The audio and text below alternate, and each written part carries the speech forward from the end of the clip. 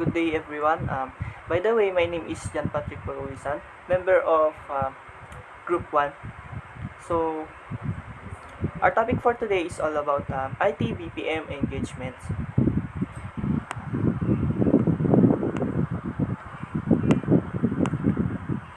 So, we have four questions to answer. So, first is, why is a business contract important? So, this is important to capture the details of your client and whether they agree with their task, wages, and policies. In short, in short word is whether they will agree to what the owner of the company has agreed upon. So the second is, how does a contract protect your business? So a contract protect your business to avoid misunderstanding, recording to the done or complete activities of a worker. For example, there was a worker who owed me money, but when it came to the salary, I deducted his debt from his salary. So now, he is looking or complaining that salary is insufficient. But I should not be afraid because I have approved steps through the record. So the third is, for a contract to be effective, what should be indicated in its terms and conditions. So in the so in the terms and conditions is where the things discussed between a worker and the owner of the company, such as the time of entry, how much salary will be earned in a day, details information when to his contract with the company has expired, and there are those and don'ts when inside the office. So the fourth is, and therefore when dealing with contract or service provider, how protect your business through a contract. So you can protect your business by recording agreements, contact information, payment terms, scope of works, misunderstanding, and signatures of your employees.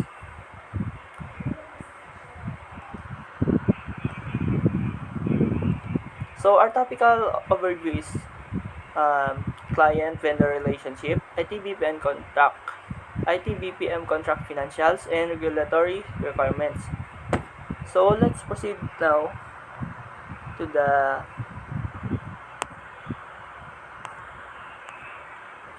client service provider relationship.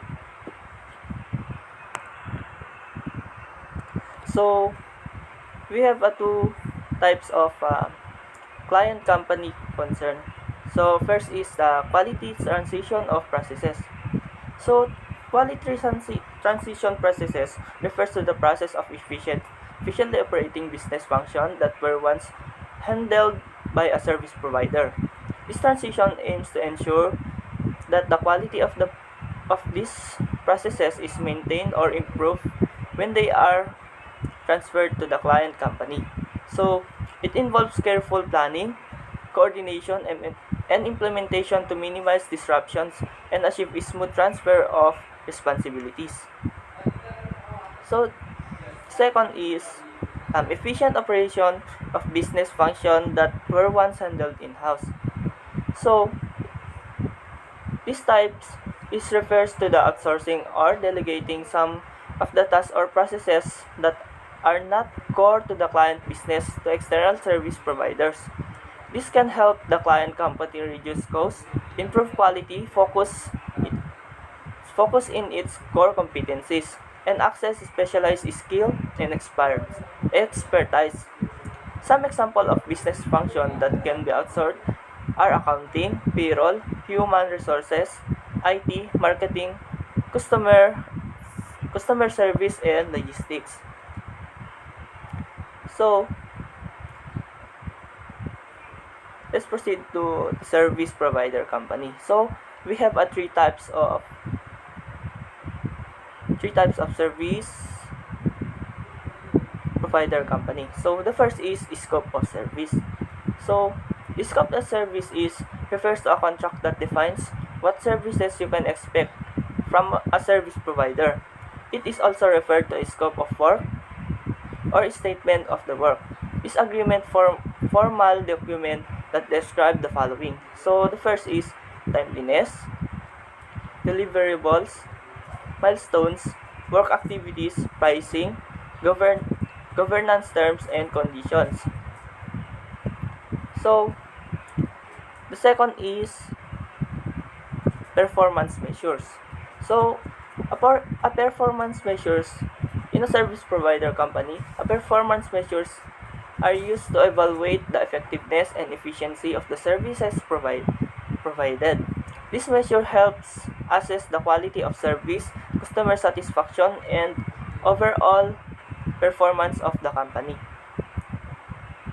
So the third types is benchmarks to ensure objective standards in assessing quality in assessing work quality. So this type is refers to the process that helps you to create own standards to measure success. It is a way to set clear expectation for your team by using competitors, previous results, and goals as benchmark. By comparing your work or desired result against your competitors, you can understand normal what's normal in the industry and what customers expect. You can also use previous results as benchmarks to identify gaps in your processes and workflows. If you're falling short of your goals, you might need to adjust them and make sure they achievable.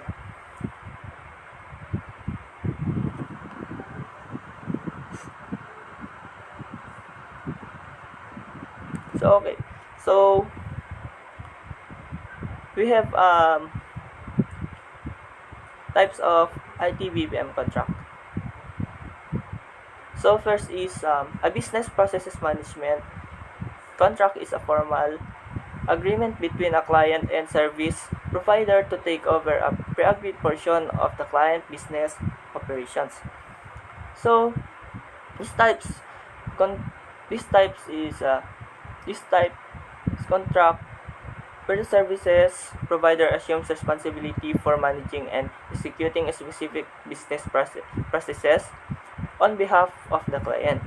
So, the scope of the contract is typically defined in terms of the specific processes to be outsourced along with performance metrics, service levels, and other key parameters. Second is this pre-agreed portion is document the contract as the scope of work. So, this type it refers to a document that outlines the specific tasks, deliverables, and timeline for a project or service. The SO helps to define the boundaries and expectation of the work to be performed, ensuring that both parties are on the same page. So having a well-defined SO can help prevent misunderstanding, disputes between parties involved in a project. So and also it serves as a reference point throughout the project lifecycle, providing clarity and guidance for all stakeholders. So, the last is the IT BPM contract with all its attachment to assumption and documented agreement is refers to as the master services agreement.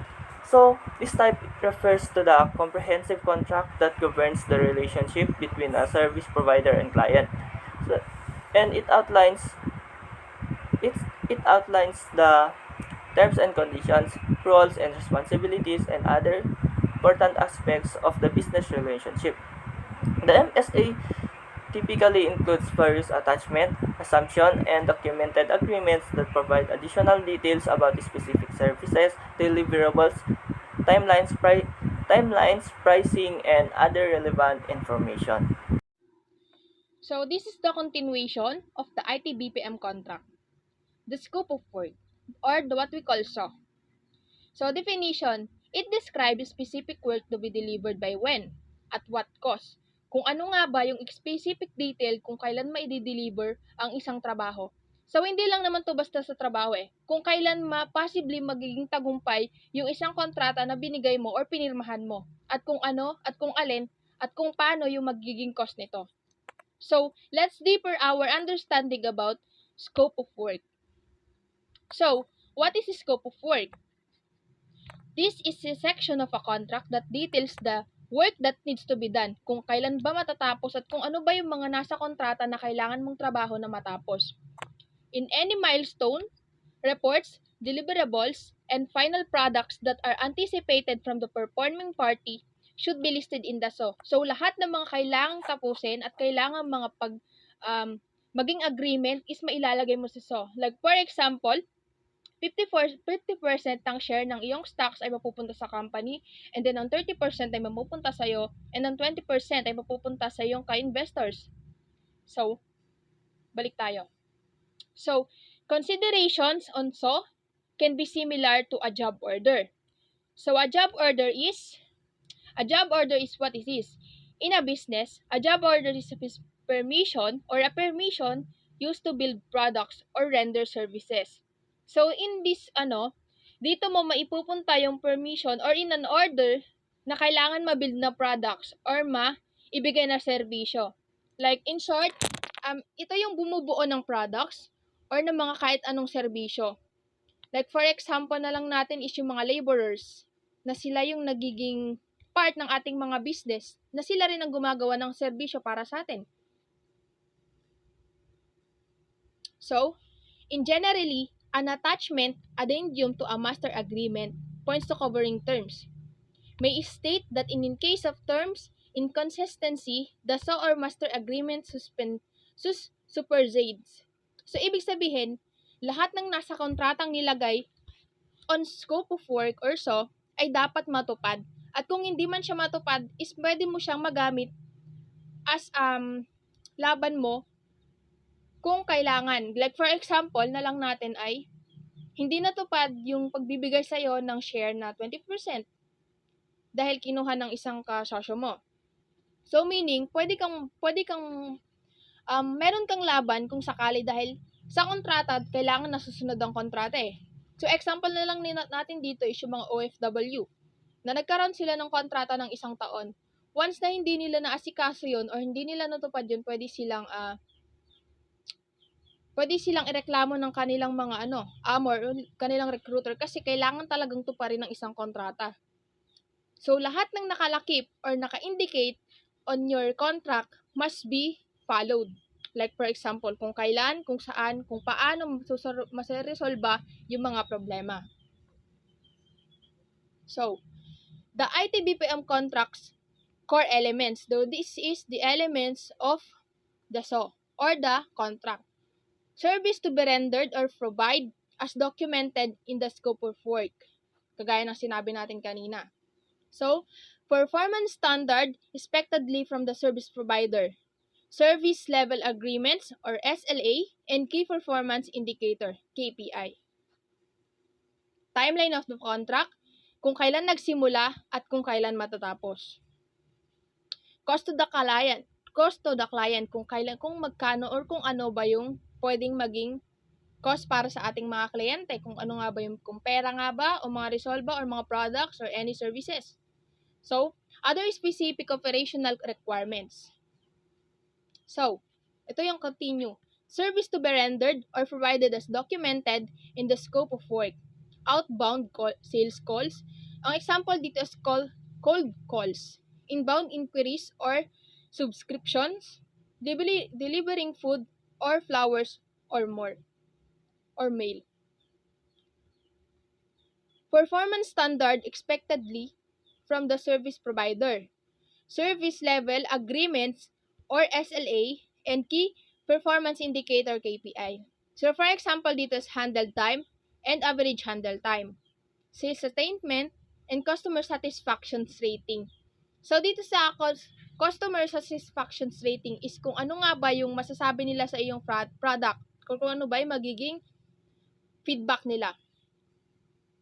So, timeline of the contract, start dates kung kailan nagsimula at kung kailan din siya matatapos. So, dito yung mga meaning niya.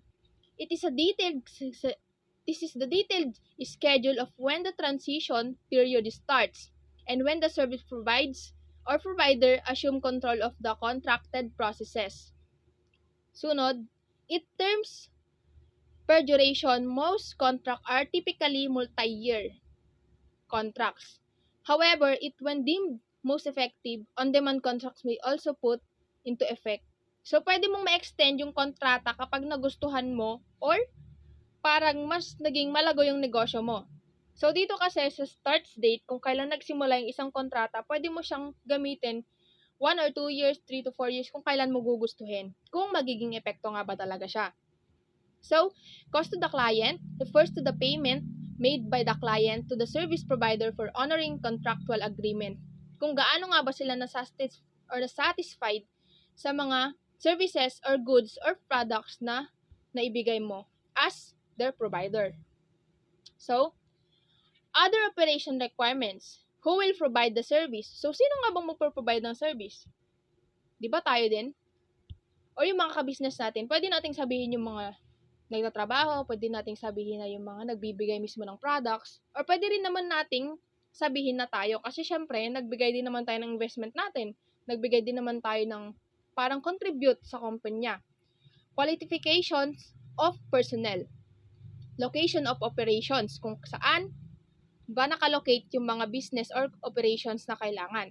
Outline of reporting, procedures, decision making, and escalation of problems. So, for me, this is important to know what is the problems, the solution of your problems, because you can start a business if you don't have any problems. Kasi siyempre, for example, nagtayo ka, ano bang magandang itayo ngayong summer? Kasi mag-init.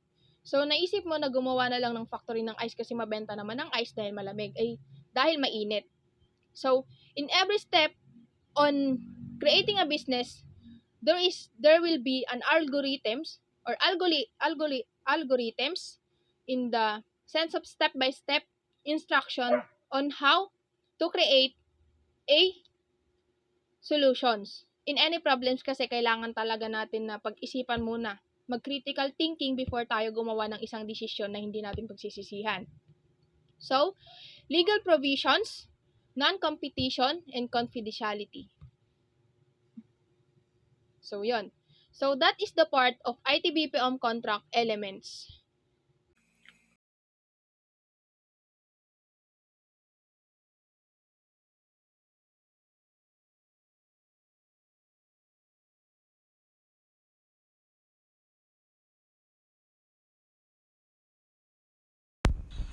Contract pricing model. So, ano nga ba ang meaning ng contract pricing model? Contract pricing models refer to the various strategies and approaches used to determine the pricing structure and terms in contractual agreement between two or more parties. These models outline how the price of goods or services will be determined, including factors such as quantity, duration, discount, and additional charge. Common contract pricing models include fixed price, cost plus, time, and materials. Also, incentive-based pricing. The specific model choose depend on the nature of the contract, the relationship between the parties involved, and the desired outcome. IT-BPM contracts pricing model. Fixed price. This pricing model is easy to plan and more predictable than other pricing models. A fixed pre-agreed price per unit is negotiated, fixed price per call, or a fixed price per transaction. Advantage for service provider. It is known in advance what will be paid and what will be delivered. Advantage for clients provider. Greater cost certainty. Disadvantage: several risks with capital requirements and lower flexibility. Number 2. Time and material. The price for service is based on time and material that was used. Used when a service is very flexible and it's not predictable in terms of how much time and material is needed.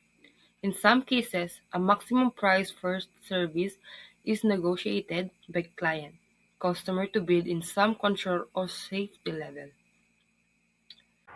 IT BPM contract financials. CAPEX, capital expenditure, is a business expense incurred to create future benefit. Expenditure on assets like a building or the physical space machinery, equipment, or upgrading existing facilities so their value of assets increases. So, CAPEX is the term used to describe the money your firm spends to create future advantages. Like that example I mentioned earlier, if you buy a new building or equipment, that is known as a capital expenditure.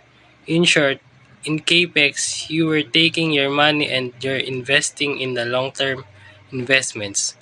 So anything you're going to invest in a business that's a multi-year use, you're going to use it longer than a year period of time. You're going to end capitalizing that. They call it capital expenditure. Definition. Components of process costs. Process costs associated with roles, activities, processes, tasks that may be outsourced via the offshoring strategy. Number 1, labor costs, direct costs, and number 3, indirect costs. In labor costs, it's compensation, benefits, bonuses, and incentives. Direct costs are expenses that can be connected to a specific product or target, like employee development training. They need to train their employee to develop their skills. Employee relation programs, employee tools or equipment. They need desktop computers and they need to communications, coordination and management. So in coordination and management, they are the one to control their travel, representation, meeting, and workshop. Indirect costs. Indirect costs are expenses that maintaining and running a company, like infrastructure, indirect costs for network, mail, and other shared employee services, rental, depreciation, or amortization. So there's other charges, head office or regional shared costs, allocation, interest costs, foreign exchange gains or losses. Loaded annual costs. Loaded annual cost is a total of costs of employing a member of staff including the base salary cost. So they have a compensation, salary and bonuses. They also have benefits, training, health and life insurance, profit sharing, pension matching, workers' compensation, employer shares of payroll and social security taxes. Also, infrastructure, facilities, venue rent, IT support. Regulatory requirements. Adherence to government requirements are external. Inside the contract that involves pricing, it contains a lot in it. We have the Board of Investment or BOI. This is the investors. They have to agreed upon contract. BIR or Bureau of Internal Revenue, they have taxation. Bureau of Immigration, they control and regulate immigration of aliens in the Philippines. Department of Labor and Employment or DOLE. It adherence to wage and benefit. Pag-ibig Fund or Savings Program. Philippine Economic Zone Authority or PEZA. It's like BOI but focuses on oriented manufacturing and services. Securities and Exchange Commission or SEC. In short, it is a security. Data Privacy Law. Protect all forms of information. Industry Company Regulations or internal, institutional and operational standards standard, policies, guidelines. Service provider implements own regulations. If you have external, then you also have internal. This is the policy and standard inside the company. It is like external. What's agreed upon regulation will also seen internally. For example, in America, they don't have a security of tenure. So they easily fire people. But in the Philippines, we have security of tenure. But even if the Americans are immune with it, they still have to adhere whatever the policy of the land. Board of Investment, a Republic of the Philippines agency created under the Department of Trade and Industry. It is agreed upon investors. Country and accepting body is the Philippines. There will be some requirements, like these are created under Department of Trade and Industry. It strives to attract direct investments into the country to contribute to economic growth and jobs creation in the Philippines. These are built with the intention to attract direct investment to the country. BOI qualification. A Philippine enterprise can register their project with the BOI if the proposed activity is listed as a preferred project in the current IPP. The said enterprise may engage in domestic-oriented activities in the IPP, whether classified as pioneer or non-pioneer. External Regulation Requirements BOA. BOI qualification for foreign-owned firm or those who foreign investment exceed 40% of the outstanding capital stock who can engage in domestic-oriented activities can only be registered with the BOI if they propose to engage in an activity licensed or classified in the IPP as pioneer. However, if fails to meet the pioneer qualification, it can likewise OTP it to be an export-oriented firm to quality for BOI registration. However, this time, the requirements as at least 70% of actual production. Even the activities may not be licensed, activity can come entitled as BOI if the following conditions are met. Activities entitled BOI if 60% of the production came from Filipino and 40% are from foreign owned and business, or at least or more than 40% of the product came from foreign owned the businesses. BOI requirements.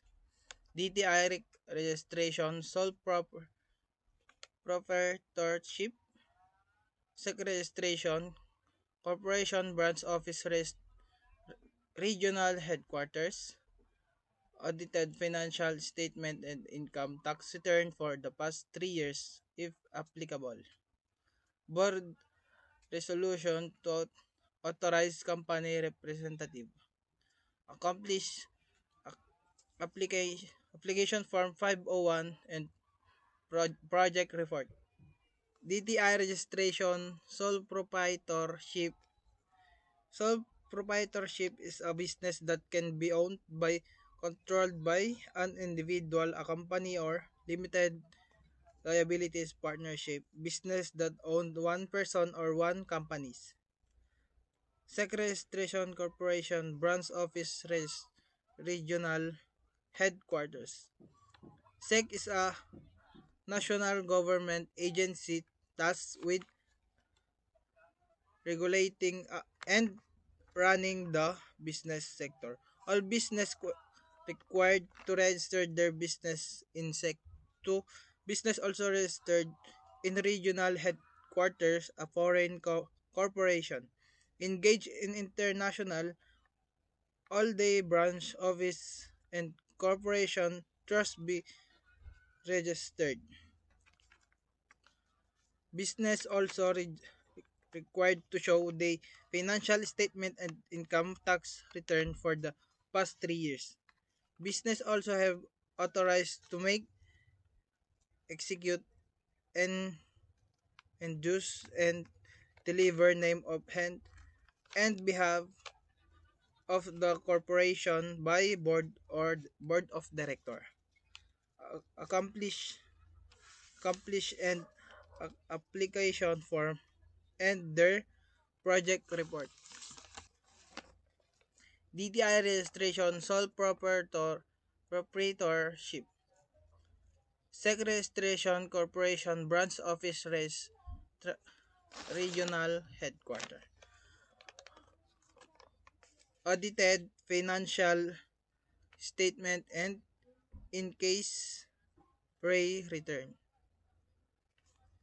for the past 3 years if applicable. Board resolution to authorize company representative. Accomplished applic- application form and product report. PEZA, the creation of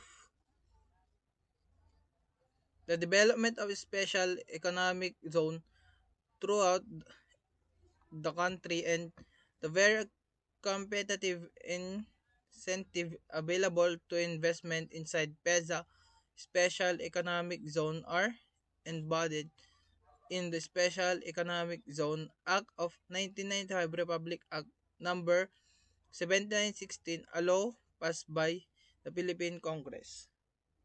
Promote Philippine investment in indeed extend assistance registration grant incentive to the facilitate the businesses operation of investor in export-oriented manufacturing and service facilities inside selected area throughout the country proclaimed by the President of the Philippines as PEZA Special Economic Zone. PEZA stand for Philippine Economic Zone Authority, promote the establishment of economic zone in the Philippines for foreign investment data to extend assistance, registered grant intensive to and facilitate the business operation of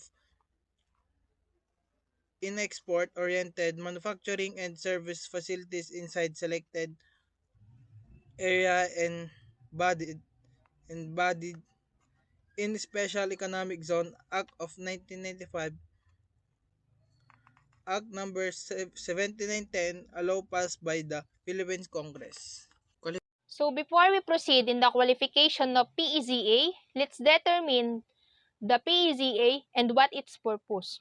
So, Philippine Economic Zone Authority or PEZA promotes the establishment of economic zones in the Philippines for foreign investments. So, bakit nga ba siya importante sa Pilipinas? So, attached to the Department of Trade and Industry or what we call DTI is the Philippine government agency tasked to promote investments, extend assistance, register, grant incentives, and to facilitate the business operation of investments or investors. And export-oriented manufacturing and service facilities inside selected areas. So meaning, pwede kang makapag-export pero dun lamang sa selected areas na sinabi ng Philippine President or any part of the DTI. So, ano nga ba yung industries na nasa under ng PEZA? So, export activity includes among others, like for example, IT, BPO, services, tourism, medical tourism, agro-industrial, as well as supporting industries such as utilities and facilities providers. So, ano nga ba yung qualification ng PEZA? So, kagaya ng sinabi ko kanina, export-oriented enterprises that are found in any of PISA's special economic zone. Dapat kung ano yung mga country na pwede mong pag-exportan is nandun latta or andun rather sa loob ng economic zone na sinabi or naka-indicate sa PISA. Like for example, ang pwede mo lang pagpasukan na investments or country businesses ay ang US, China, and America. Let's like for example na lang natin, may 5 tayong lugar na pwedeng pag-investmentan. Like for example, US, China, Korea, Philippines, or even India. So, doon lang tayo pwedeng pumili ng mga economic zone na pwede nating paglagyan ng investment natin kasi once na nagdoon tayo sa mga exempted areas, baka hindi rin tayo once na may mangyari, hindi tayo mapapanagutan, like hindi natin siya maibabalik sa atin. So, meaning, kailangan na doon ka lang sa safe phase mo. So, ano nga ba may requirements or what is the requirements of PEZA? External regulatory. So, una, duly accomplished and notarized PISA application for an anti-graft certificate. Number 2, corporates profile, including that of parent company if applicable.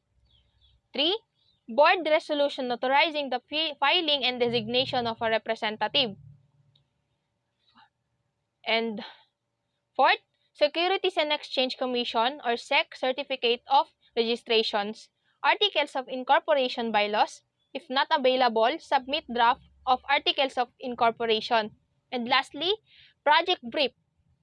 Like for example, information on market, technical, financial, and management aspects of the projects to be registered. So, this is the Data Privacy Law, Republic Act number 10173, an act protecting individual personal information and communication system in the government and the private sector, creating for this purpose a National Privacy Commission and for other purposes. So, this law provides us a protection, like for example, hindi basta-basta makukuha ng iba yung information mo once na hindi ka nagbigay sa kanila ng pahintulot or permission.